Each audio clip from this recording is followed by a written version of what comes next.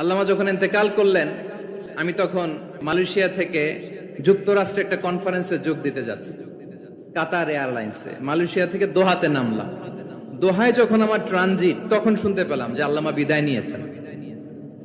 Social মিডিয়ায় শুনে বিশ্বাস করতে পারলাম না। মুহূর্তের মধ্যেই মাসুদ সাইদি ভাইকে মেসেজ করলাম, উনি কোনো উত্তর দিতে পারলেন না।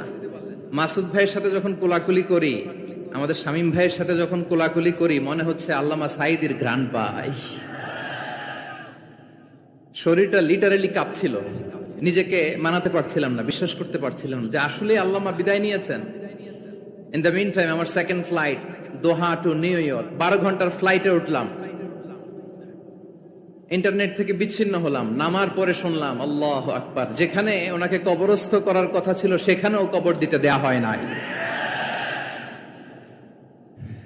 ছবিগুলো দেখতে লাগলাম, হাসি মাখা মুখ, হাসি মাখা নিথর দেহটা।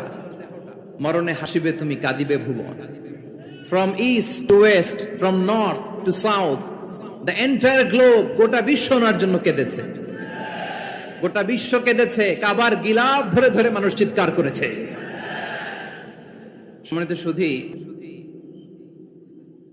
হযরতুল আল্লাম শহীদ মরহুম আল্লামা দেলওয়ার হোসেন সাঈদী রাহিমাহুল্লাহ, ওনার স্মৃতি বিজড়িত আজকের এই ঐতিহাসিক প্যারেড ময়দানের তাফসিরুল কোরআনের প্রোগ্রামে সব আছে।